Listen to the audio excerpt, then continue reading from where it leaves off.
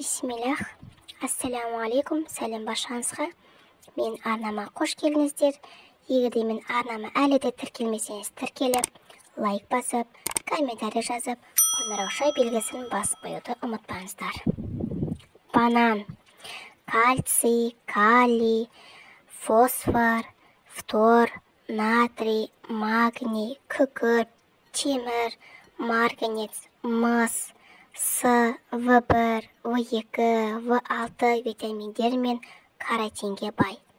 Пайдалы заттарының осындай бай жиынтығының арқасында банан қан тамырларының қабырғаларын нығайтады. Жүйке, ас қорыту және жүрек тамыр жүйелеріне пайдалы әсер етеді.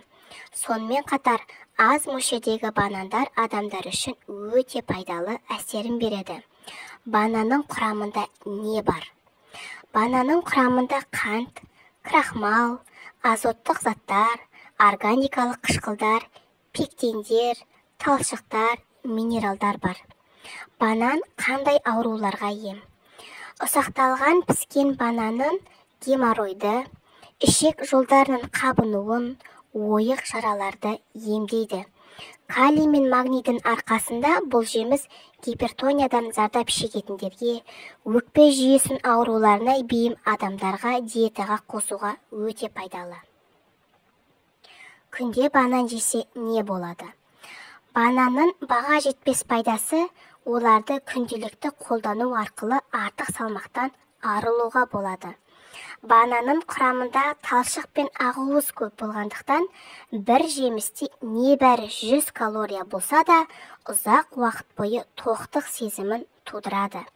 Банан салмақ жоғалтуға арналған ең жақсы жеңіл өнімдердің қатарына кіреді. Банан жеудің қандай пайдасы бар? Банан изжога кезінде өте пайдалы. Сонымен қатар, банан жоғары қышқылдығы бар гастритке де пайдалы.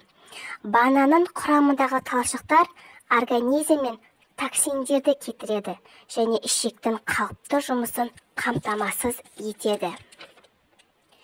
Күніне қанша банан жеуге болады? Сау адамға күніне 2-3 бананнан артық жеуге болмайды.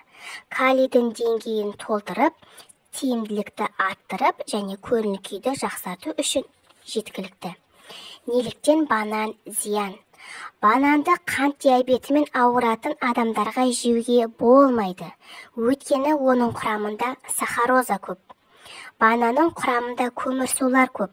Сондықтан семіз адамдарға жеуге ұсынылмайды. Бананды диспепсия мен метеоризм кезінде қолдануға болмайды. Бананды аш қарынға жесе не болады?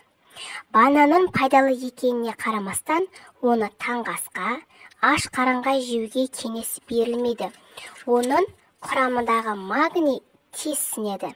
Жүрек тамыр жүйесіне жүктеме, нагрузка келеді.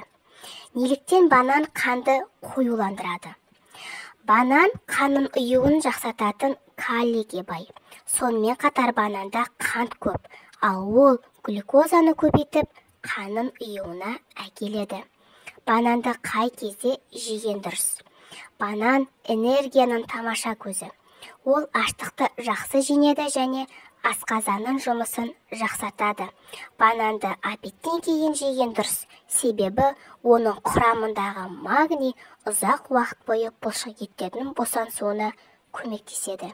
Егерде менің видеом сіздерге ұнаса, лайк басып, комментарий жазып кетулеріңізді ұмытпаңыздар. Менімен соңына дейін болғандарыңызға рахмет. Сіздермен болған мен Гүлназ.